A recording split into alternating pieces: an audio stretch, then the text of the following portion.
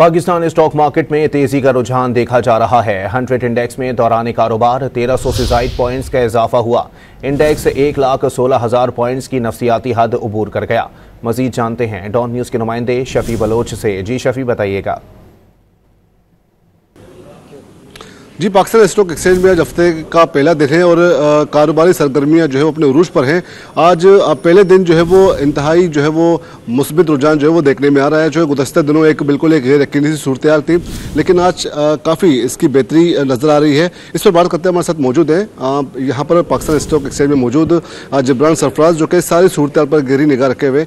जी जबरान, ये बताइए कि गुज़श्ता दिनों एक मायूस सूरत हाल थी, लेकिन आज दिन का आगाज़ जो है वो एक मुस्बित रुझान से हुआ है, तो इस सारी डेवलपमेंट्स को आप किस तरह देखते हैं? देखिए, ये हफ्ता जो है पॉजिटिव स्टार्ट हुआ है। इसको आप देख सकते हैं कि आज गवर्नर स्टेट बैंक का भी विजिट था, तो उनकी तरफ से भी एक अच्छी खबर आई थी कि 4.1 बिलियन डॉलर की जो है मार्च के महीने में जो है वो तरसीलात वसूल हुई हैं। तो एक खुशाइन बात है और ये कहने 4 से 5 अरब जो है मंथली जो है वसूल होगी और तकरीबन ये जून तक 38 बिलियन डॉलर तक तकरीबन इसका हदफ हो जाएगा।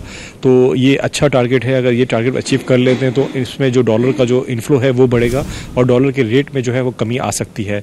इसका जो आप देखें डायरेक्ट इनडायरेक्टली इम्पैक्ट जो है हमारी मार्केट में भी आप देख रहे हैं कि आज जो है पहला दिन है और पॉजिटिव है और अच्छी खबरें टैरिफ के हवाले से आएंगी तो और मज़ीद बेहतर हो जाएगी। बहुत बहुत शुक्रिया जबरान। उनका कहना है कि टैरिफ के हवाले से अगर जो है वो पॉजिटिव अगर जो है वो फैसले आएंगे तो इसका इम्पैक्ट ज़ाहिर है पाकिस्तान स्टॉक एक्सचेंज और यहाँ की जो लोकल मार्केट को भी पड़ेगा और मुस्तकबिल करीब में भी जो है बेहतरी की उम्मीद की जा रही है।